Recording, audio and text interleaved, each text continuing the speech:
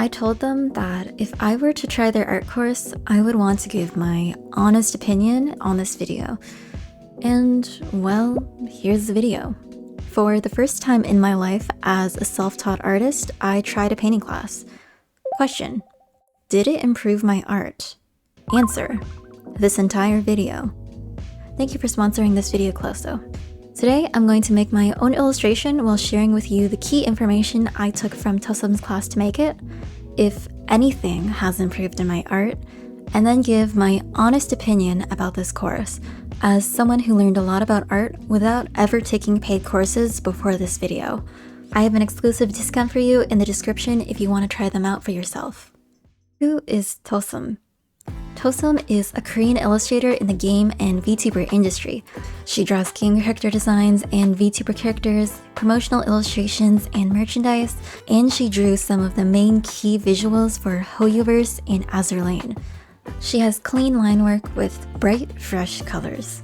Even with minimal backgrounds, she's able to make paintings look complete, clean, and professional. She says that she made this class because the greatest visual impact of an illustration is coloring, as it directly impacts the final output quality of the illustration, since we read visuals by coloring first and then the form. So let's get into it. If there's anything to take away from Ttosom is that when coloring, value trumps all. For a piece to look finished, it's more important than hue or saturation. And when looking at Ttosom's methodology, I started to see just how everything and every process she outlines is to efficiently use and prioritize value when coloring. So where do we put the widest range of values in the whole painting? According to Ttosom, where you want the people to look. However, even though you want that focus point, for example, the face, two of the most common mistakes a beginner can make is to 1.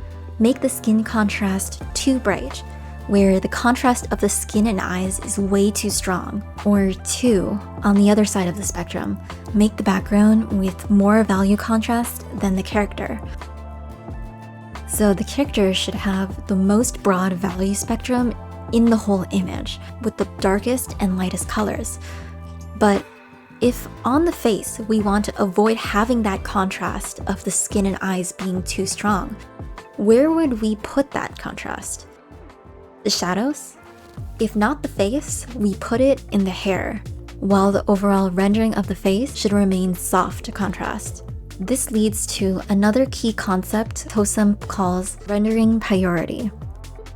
Have you ever posted a painting on social media only to realize the little mistakes afterward? How come I couldn't see those little mistakes when I was actually painting it? If this happens to you, it's because we're not looking at the bigger picture. Every little detail is not going to be seen at its small intended size. Aside from resisting from zooming in all the time and making sure that all 4 edges of the canvas are visible, which allows us to see the painting at its intended size, more details doesn't necessarily mean a better painting, and using more time adding more details doesn't mean quality. But which details are the most important? We can paint according to priority of depiction. If we emphasize key points, we can simplify the rest of the painting. These points of emphasis in the character illustrations that we do want to detail are the eyes, front hair strands if there are any, and areas in the foreground. In these points, if there are any boundaries where the planes separate, we can emphasize those boundaries. This contributes to the value contrast in those areas of focus. The purpose of omitting details in areas out of focus is twofold. For the viewer, it makes the paintings easier to read. And for us, it's a way to make a completed looking painting while reducing unnecessary touches, maximizing efficiency. Okay, let me go over Ttosom's overall coloring process. First, I divided the light and shadow into 2 tones. Then, detailed the boundary between light and shadow while adding midtones.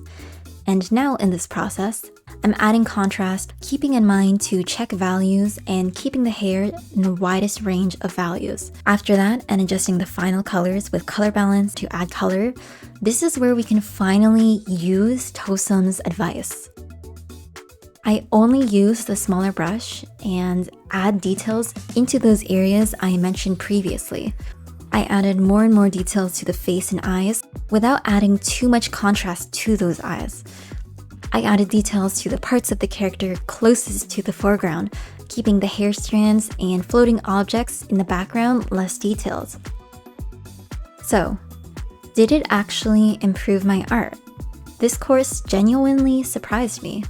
I learned about how setting priorities is much more important when coloring than just aimlessly burning time and adding details. The overall values and coloring as a result improved as a whole. Now, would I recommend Coloso? A key point I'd like to say about why I think this course worked for me is not because of Coloso itself, but the actual illustrator. I think everyone knows that there's some people who are really good at what they do and have amazing skill, but they don't know how to explain themselves well. And then there are people who are really good at what they do and how they teach. They tell you every little specifics and the why of their actions. Opinion. The way Ttosom teaches is the reason why this Coloso course is good. She is specific even to the point of having an entire chapter dedicated on how to use brushes efficiently. Spoiler alert, don't just randomly change your brush sizes. Go from big to small throughout the process and sparingly use the soft brush. Ttosom is a good teacher genuinely, and I think a part of that is that she has the experience. She has taught for 7 years before this course. I think the usefulness of a course is dependent on the artist who is teaching class. Do they have experience prior and are able to explain themselves or what they're doing properly? Does the content match what you need to study? And does the art style match? Because while some art styles do have the same fundamentals, the best way is to study from an artist who has the type of art you want to make.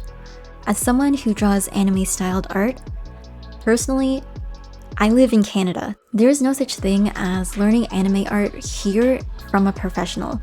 In my opinion, the value I get from Coloso is mostly based on the fact that it is a platform that allows professionals from the other side of the world to teach and make it available for me.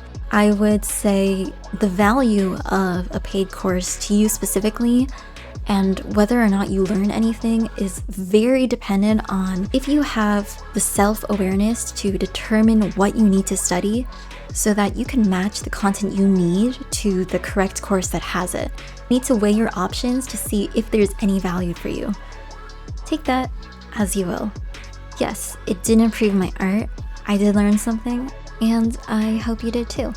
Thanks for watching. See ya!